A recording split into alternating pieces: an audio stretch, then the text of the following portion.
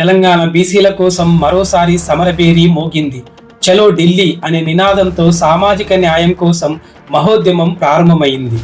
తెలంగాణ ముఖ్యమంత్రి రేవంత్ రెడ్డి మాట ఇవ్వడమే కాదు, దాన్ని సాధించి పెట్టే వరకు పట్టు వీడని విక్రమార్కుడిలా పోరాటం చేస్తారని మరోసారి రుజువయ్యింది. బీసీలకు 42% రిజర్వేషన్లు సాధించాలన్న లక్ష్యంతో తెలంగాణ కాంగ్రెస్ ఈ చారిత్రాత్మక ఉద్యమాన్ని ప్రారంభించింది. 3 రోజుల పాటు ఆగస్టు 5 నుంచి 7 వరకు దేశ రాజధాని ఢిల్లీలో తెలంగాణ నేతలు గలమెత్తనున్నారు.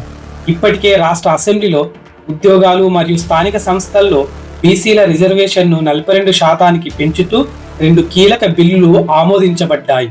అయితే కేంద్రం వాటిని పట్టించుకోలేదు.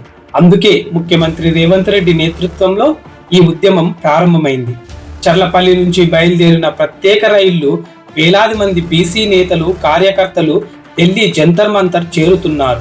ఇది కేవలం రైలు ప్రయాణం కాదు, ఇది మన హక్కుల కోసం జరుగుతున్న న్యాయయాత్ర. బీసీ సమాజానికి న్యాయం కోసం నడిచే చారిత్రాత్మక ఉద్యమం. వెనుకబడిన వర్గాలకు న్యాయం జరగాలంటే బలంగా గలమెత్తాలి. బీసీ బిడ్డలారా, మేల్కొనండి.